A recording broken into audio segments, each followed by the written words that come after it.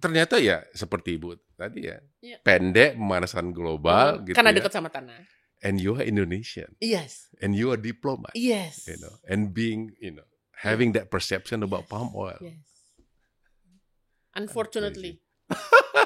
Ini pertama kalinya secara terbuka kami mengakui dosa dan kesalahan masa lalu. Sehingga disinilah kami berada di podcastnya Tagar Togar.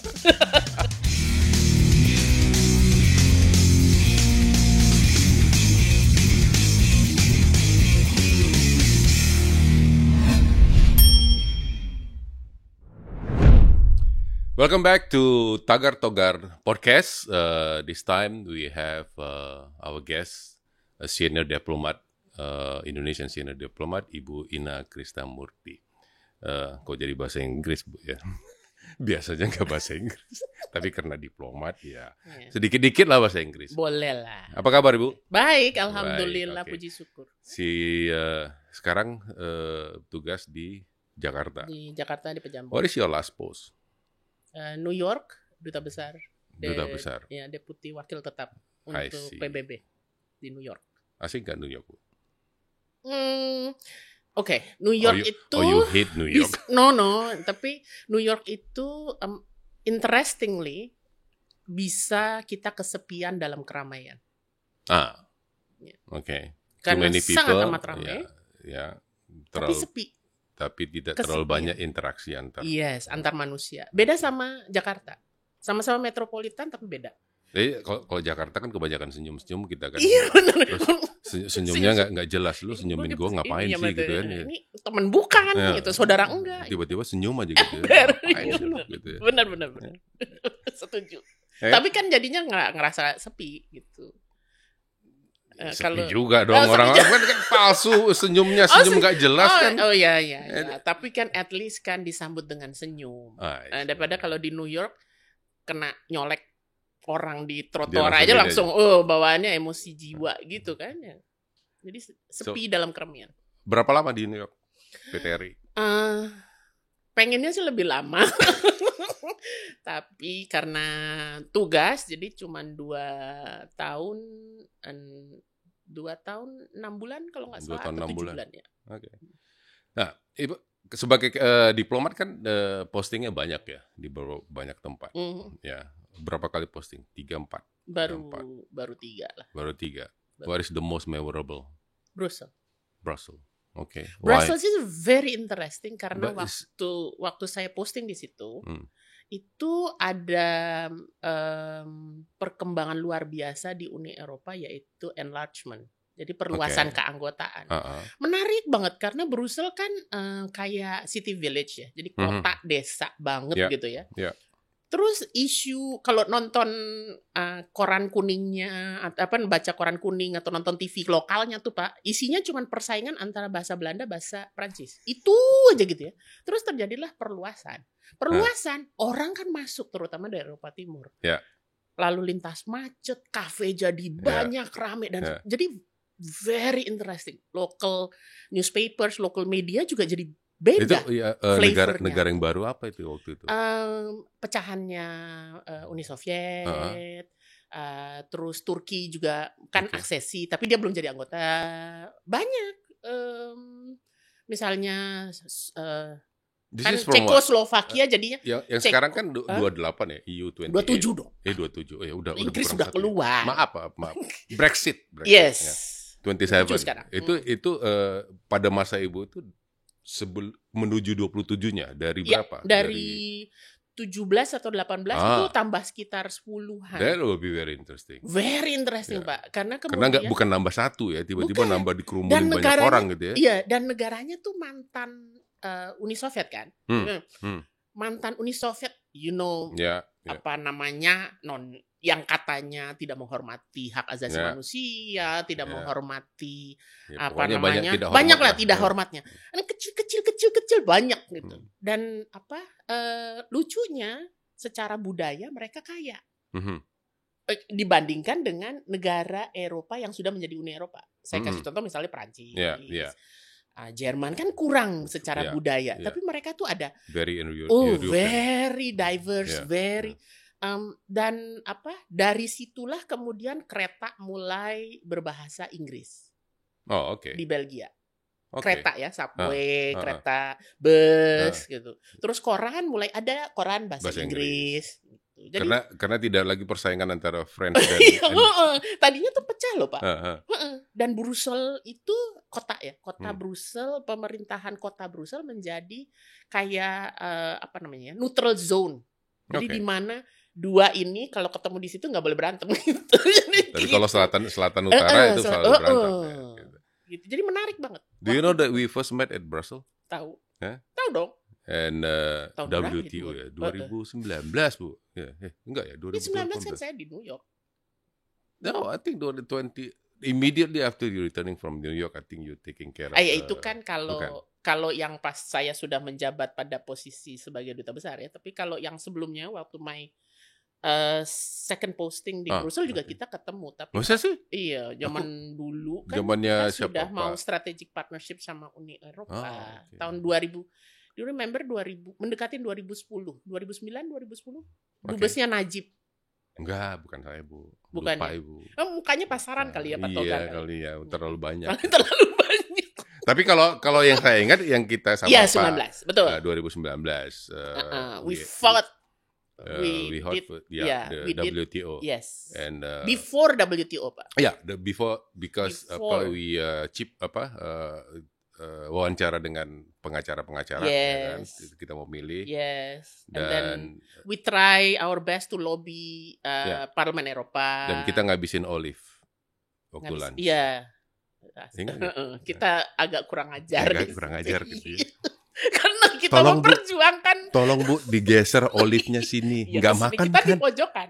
Iya, asem-asem. Iya, udah sini aja. Kita emang agak kurang ajar di meja. Tapi nggak ketahu Bu, karena kita sejajar dengan yang lain. Pak Menko ada di sana. Tapi memang di ujung Pak Dubes Yuri mungkin, tapi dia kan serius dengan ini. Ya. Jadi kita tidak terlihat. Kita pokoknya olive ya. Pokoknya olive. Our fight is for olive. Yes. Olive for the fight. Can you give the olive back to me? Iya betul. Padahal itu yang pertama kali bersinggungan dengan sawit dong. No. Not really? Enggak. Oh, maybe on the Brussels also. Waktu second posting di Brussels yang 4 tahun itu saya bersinggungan banyak sekali. Dengan sawit? Yes. How do you see this palm oil things? Ini kalau pakai kacamatanya orang Indonesia sama kacamatanya diplomat beda ya Pak? Ya, diplomat apa? Iya, kalau sebagai orang Indonesia saya melihatnya bahwa sawit itu adalah jadi gini, kalau sebagai orang Indonesia kita setiap hari pakai, tapi kita nggak tahu bahwa itu punya kita. Ya. Itu orang Indonesia. Ya, dan jelek-jelekin juga. Sebagian. Bukan sebagian. Banyak. Okay. Karena nggak tahu. Ya. Kalau sebagai diplomat, karena ada tidak menghiraukan itu sebagai orang Indonesia, karena gue juga orang Indonesia kan, berarti kan saya bagian dari yang tidak menghiraukan. Kan? Kalau sebagai diplomat, sebel banget karena kalau diplomat itu kan kayak penyambung lidah. Ya. Dan ngerti nggak sih? Dan gue nggak tahu gitu. Kan jadi gimana ya? Jadi I am the result of my ignorance. Oke. Kalau sawit sebagai dua sisi begitu. I see. Jadi baiknya gimana ini kalau sebagai, karena begini, saya juga beberapa kali pengalaman dengan para diplomat gitu di orang-orang KBRI. Begitu saya nongol baru tanya, sawit itu gimana sih Pak? Kok begini sih Pak? Kok begini sih Pak? Itu mestinya kita bagaimana Bu dari awal ini? Kalau saya tuh oke, memang ada profesor, para ahli seperti Pak Togar yang berkecimpung di dalamnya, sampai belum ahli banget lah. Sampai tahu proses mulai dari tanaman sampai jadi sabun, jadi minyak goreng, jadi apapun itu gitu ya. Tapi ada juga orang-orang yang at the end proses. Yang cuma pakai dan nggak mau tahu itu dari mana. Bahwa sabun yang wangi banget, mau dari Prancis, mau dari Afrika, mau dari Indonesia, ternyata semuanya ada sawitnya juga sawitnya. Gitu. Nggak tahu. Nah jadi kalau menurut saya the basic education of sawit is needed, still needed, and very strongly.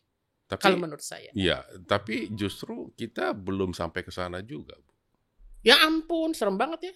Ya, karena di pendidikan dasar kita juga mengatakan kerusakan lingkungan itu Malah, diakibatkan. ya. Gitu. Ya, buku-buku sekolah begitu. Makanya justru itu kalau menurut saya memang jangan kemudian melihat sawit as sawit. Kita harusnya ngelihatnya produksi sawit gitu loh. Yang kita pakai setiap hari itu penting untuk kita dan diproduksi oleh kita sendiri. Iya, jadi kita misalnya kalau mau ya bicara sabun misalnya kepada Putri Indonesia, kepada apa yang tapi jelasin juga nggak ada, Bu. Ya, that's the thing.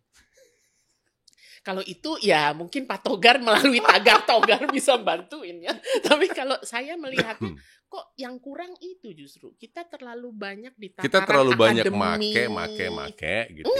Iya, udah tapi nggak tahu apa yang dipakai. Betul. Ya, akademisi berkoar-koar dengan segala ilmunya dengan ilmunya di dalam lingkup akademisinya sendiri. Akademisi bahwa gitu ya. Kan kalau misalnya ngomongin hutan, ngomongin apa, ya orang yang hidup di Jakarta, like me, kalau ditanya kampung halaman gue nggak punya. jadi salah satu orang yang beruntung dilarang ke kampung halaman, gue nggak punya. Itu orang-orang yang di Jakarta misalnya kayak saya gini nggak tahu hutan kan, jadi nggak ada perasaan memiliki. Tapi kalau bicara soal pisang goreng lu tuh digoreng pakai minyaknya. Misalnya gitu. Tapi ya lagi-lagi ya mungkin ignorance tadi ya, kita terlalu banyak ya udah pokoknya goreng makan tiba-tiba sawit itu jelek katanya, nggak sadar juga apa yang dia makan, bahwa itu salah sawit. Tapi ini ada lagi satu karena saya saya pengguna dan I'm the result of my ignorance itu tadi ya. I'm the victim of my own ignorance. Susahnya adalah kita selalu defensif terhadap sawitnya, kan? Maksudnya gimana? Iya, harusnya ngomongnya gini. Oh, sawit jelek, oke. Kalau gitu minyak gorengnya, semua minyak goreng berbasis sawit dihapus dari pasar. Terus kamu mau makan apa? Makan apa? Ya, aku juga kan jadinya, jadi maksudnya di logika berpikirnya kan bisa dibalikin gitu supaya mereka ngeh juga bahwa ini penting gitu. Iya, jadi sawit itu bukan musuh. Yang dimusuhi harusnya adalah proses untuk menjadi yang tidak mungkin mendukung pembangunan berkelanjutan. Harusnya kan gitu. Ya, tapi kan seringnya gini juga, Bu. Ya memang ada. Ya. Tetapi ada yang seperti itu. Ada dong. Banyak ya, pasti. Ada yang nakal. Tapi nakal ini kan cuma kalau kita bilang cuma 10 atau less than 10% gitu ya. Rusak semua, Bu, gara-gara. Ya makanya kan nilai setitik rusak susu. Itu kadang kan susah kita mau jelasin. Ya yang mana yang jelek? Adalah. Adalah nggak mau terbuka. Terus yang mana yang bagus? Ada nggak yang bagus? Ya ada. Iya ada. Terus mana lebih bagus yang mana lebih banyak yang jelek atau yang bagus? Nggak mau dijawab. Karena dia hanya mau menampilkan yang jeleknya doang kan. Gitu. Iya. Kalau udah begitu gimana kita? Ya makanya justru itu dibalik logikanya. Ya udah kalau. Ya udah nggak usah pakai. Gitu. Iya nggak usah pakai. Memang saya pernah ketemu, Bu. Ya, dulu sempat ada konsultan mau campaign. Saya nggak pakai sawit loh, begini. Terus mandi pakai apa? Oh, saya buat sabun sendiri, begini. Goreng pakai apa? Oh, saya pakai goreng gini. Mbak pakai creamer ya itu, latte-nya. Oh iya, saya suka latte. Creamer itu tuh ada sawit loh, Mbak. Bingung dia. Gak bisa soalnya dia nggak bisa bikin creamer kan? Iya. Karena harus ada sawitnya. Iya, masa mau merah susu kan? Mungkin ya. Terus, begitu ya. Akhirnya itu diam. Nggak ngomong lagi. Mungkin sejak itu dia jadi black coffee drinker daripada creamer. Ntar lama-lama black coffee juga pakai sawit lagi jangan supaya enak. Ada juga waktu itu aku bilang, Mbak kemarin naik apa? Angkutan atau mobil sendiri. Tahu nggak ban itu ada sawit? Hah? Ada sawit. Supaya bisa. Ya, supaya lengket gitu. Sitrik apa gitu. Ada ban di ban ada sawit. Ada. Jadi nggak usah ngomong deh. benci sawit gitu ya. Karena di mana-mana kita pakai dan bagaimanapun itu produk kita kan. Gitu. Nggak banyak cerita. Habis itu dia pulang. Nggak jadi mengutakan penawarannya seperti apa nggak. Jadi kalau misalnya bicara soal diplomasi, jadinya yang harus difahami oleh diplomat adalah yang gitunya, supaya mereka juga nggak terus abai gitu, jangan ignore bahwa kok repot-repot sih mikir sawit tuh kayaknya susah banget kan, hutan terus apa namanya apa Pak istilah deforestasi. Apa ngapain the biodiversity ngapain susah-susah gitu mikir itu, mikir aja sabun mentega kan mikir yang gitu. Tapi di beberapa tempat juga kan sudah muncul no palm oil begitu. Jadi kan nggak tahu apakah teman-teman di diplomat itu juga sadar bahwa itu merupakan serangan bagi Indonesia juga. Atau ya kadang ya kembali kepada ignorance, not my things. Iya bisa juga gitu. Karena kan kadang it's too big. It's too big untuk menjadi agen perubahan. I rather think about my career than think about no palm oil. Cuekin aja. Akhirnya kan kita yang di Indonesia yang kita nggak punya informasi yang lebih jelas kan. Betul. Saya soalnya sering ketemu dengan kalau nggak diplomat ataupun atase yang gitu Pak ya. Lah terus ngapain aja lu selama ini kan gitu. Karena selalu bersinggungan yang pasti diplomat yang bersinggungan dengan sawit itu pasti berasal. Karena definitely. Sama definitely. Paris, Roma. Belakangan ini mulai muncil lagi Spain. India, Pakistan, Sri Lanka. Pakistan pasti karena gimana Pakistan gitu ya. Gitu. Jadi kalau menurut pendapat Ibu ya, itu kalau sebagai diplomat saya pernah diminta untuk, tapi kebanyakan lebih banyak kepada duta besar yang akan pergi. Yang akan berangkat. Kalau di level-level diplomat awal itu nggak terlalu banyak kita diminta untuk bicara, tapi lebih kepada yang medial apa istilahnya ada madya sekolah madya sekdilu sekolah dasar sekolah madya sesdilu. Nah, itu yang lebih yang kita diminta untuk ngomong, tapi yang di sesdilunya enggak. Oh ini yang sesparlu berarti yang pimpinan yang tinggi. Yang tinggi. Harusnya kan dari bawah Bu ya. Oke. Jadi karena supaya pemikiran mereka at least pengenalan mereka ada bersinggungan dengan sawit sebelum mereka menemuinya di luar gitu. Yes, tapi mungkin pembicaranya harus dipilih ya Pak. Sekali lagi menurut saya strategi komunikasi, edukasi kepada publik umum termasuk diplomat atau yang non diplomat itu harus dirubah juga ya. Jangan bicara akademis gitu. It's too academic sekarang kalau saya bilang sih. Kalau di situ. Ngomong Ibu angkatan berapa Bu? Pakai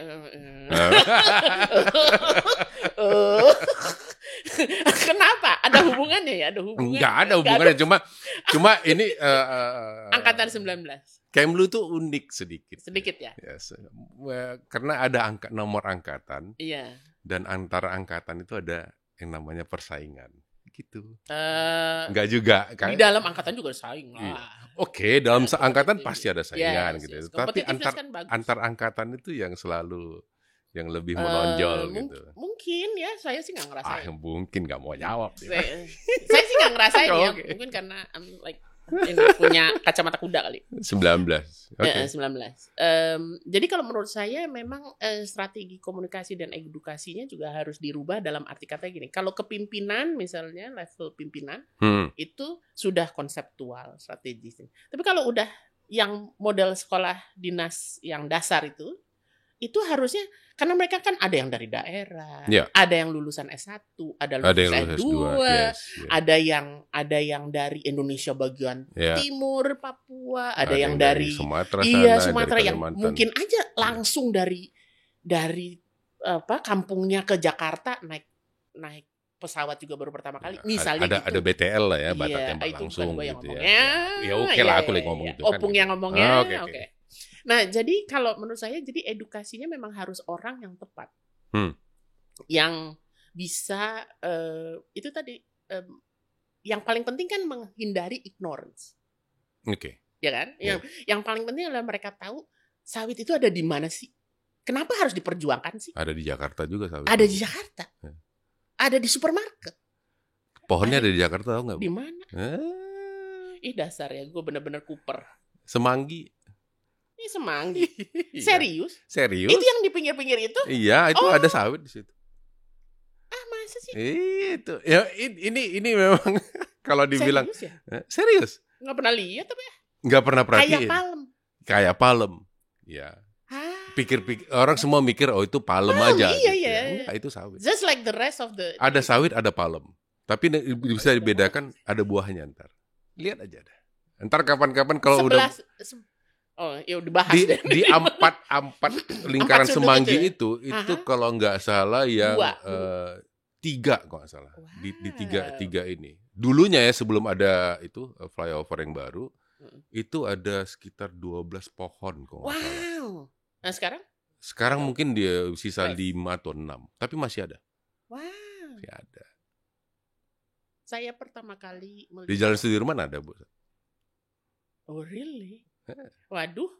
Ini nanti lama-lama kalau lewat jalan itu gue jadi melototin semua. Iya, di mana? Ntar kapan-kapan kasih tahu. Pokoknya saya nggak mau kasih tahu sekarang, tapi nanti. Ntar saya foto. Kalau misalnya yakin bahwa itu sawit, gue foto.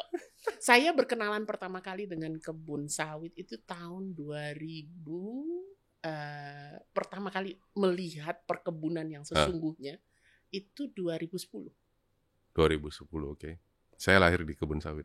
Wow, congratulations. 2010 di mana? Di Sumatera Riau. Ya, di Riau.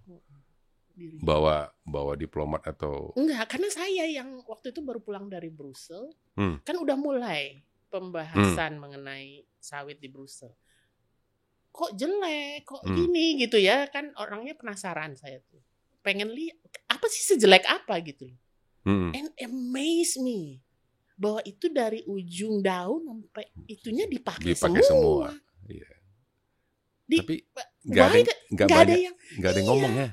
Terus ya, it's so nice to see limbahnya itu dialirin gitu ya. Bagus deh, jadi pupuk. Iya.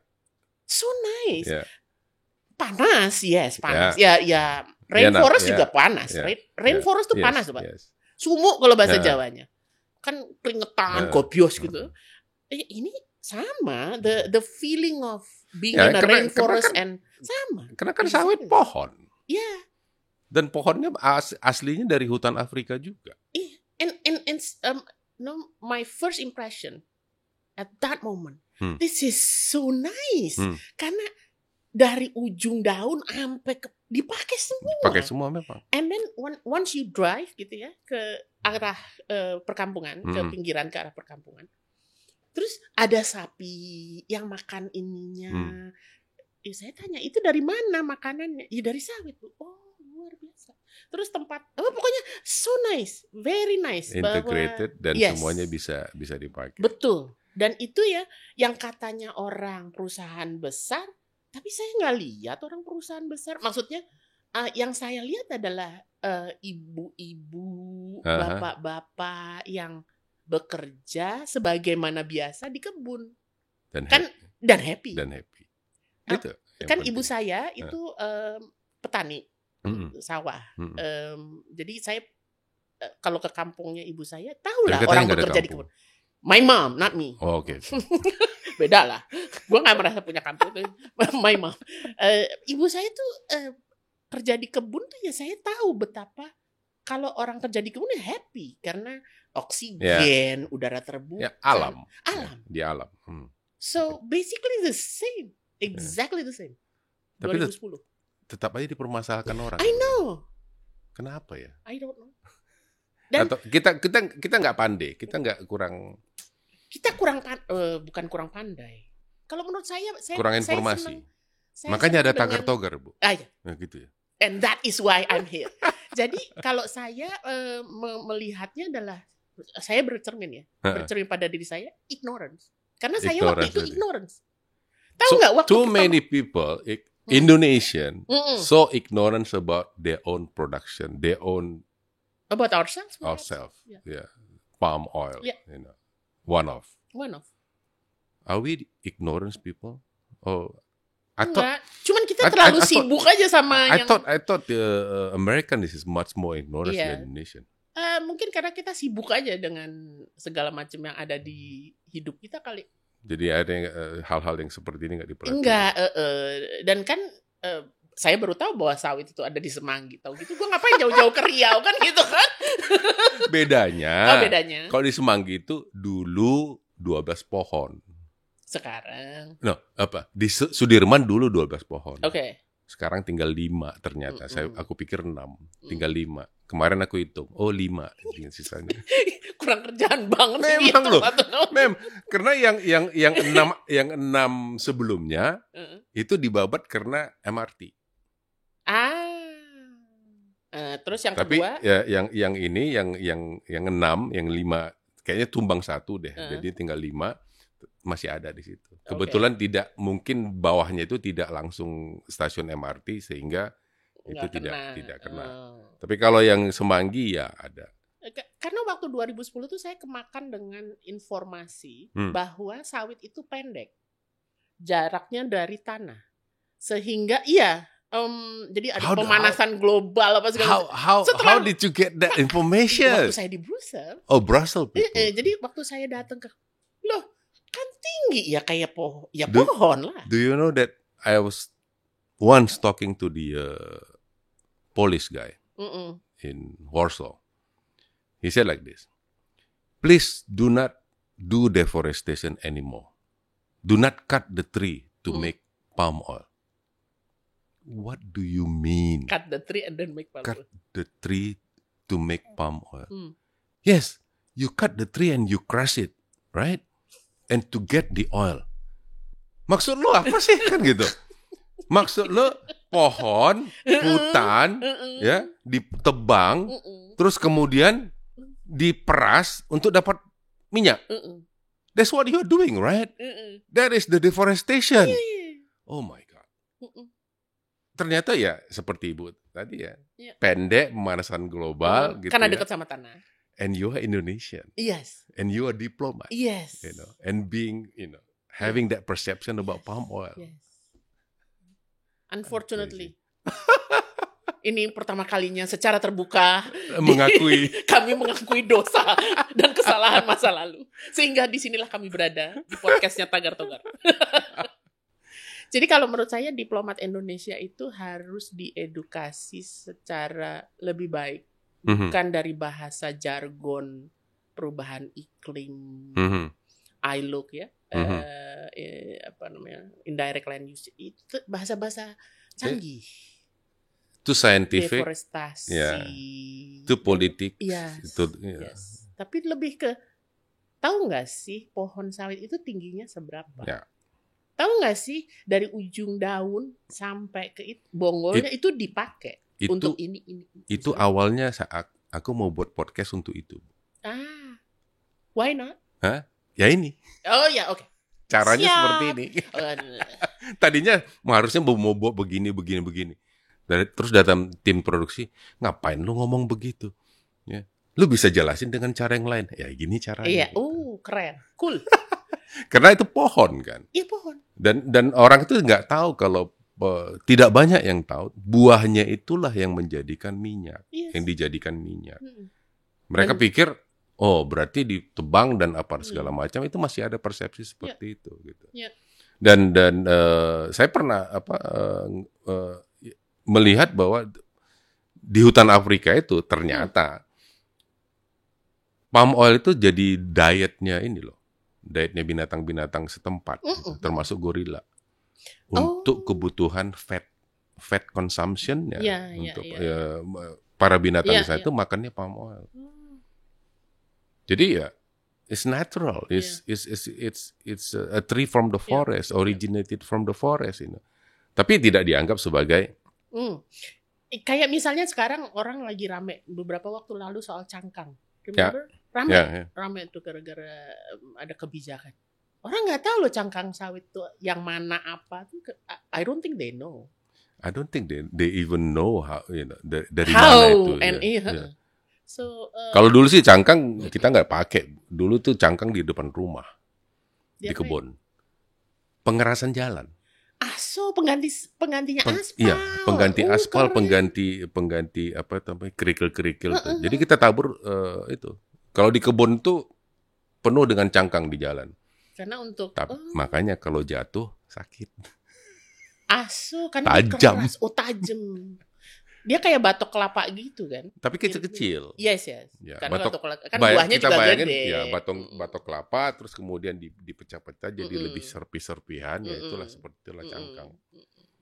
Jadi kalau bicara diplomasi sawit ya kalau pada level kebijakan ya memang kita harus berbicara kayak seolah-olah paham dan sebagainya ya. Tapi untuk bisa bicara paham kita harus jadi murid yang baik. Gitu, Bu. Iya, murid yang tahu. Yang tahu dari A sampai Z. Ya, itu dia. Walaupun cuma sedikit-sedikit. Walaupun sedikit-sedikit. Yang penting bisa ngomong kan? Karena kami tidak mungkin menggantikan tugasnya Pak Togar kan gitu. Nanti kita rebutan penghasilan. Jadi jangan dong. Kuenya masing-masing. Ada bagian-bagiannya. Iya, oke. Kalau nggak nanti kita rebutan. Ya karena ya sudah berapa lama ya seperti ini. Ibu aja dari 2010. Yes, pulang dari dan kita juga belum selesai. Never ending. Do you think it's never ending? I think so. Because the other side is keep on. Karena ada kepentingan bisnis. Okay. Jadi ini kan this is all about untung dan rugi. Basically, kalau kita mau bikin basic problemnya cuman untung rugi ekonomi. Okay. Gak ada politik juga. I doubt it is politik gitu ya. Tapi sekarang udah boleh politik, Bu. Politik tapi karena perut kan. Karena bisnis juga. Iya, karena ekonomi. Apalagi dengan corona, dengan COVID ini semua orang berpikir pada national interest-nya. Dan national interest yang tertinggi saat ini adalah kesehatan dan ekonomi. Ya. Oke. Alright. Thank you. Bu Ina sudah hadir di podcast saya Tagar Togar. It's a pleasure and honor, Pak. Thank you. Teman-teman, semua yang hadir, yang sudah menyaksikan, terima kasih atas atensinya. Thank you very much. One thing for sure, please do not be ignorant to things that surrounding you. Because kalau kita jadi ignorant, kadang kita sering mengabaikan hal-hal yang mungkin kecil, ya, tetapi hal yang menjadi penting bagi kita dan juga bagi orang sekelilingnya. Sampai jumpa di episode berikutnya.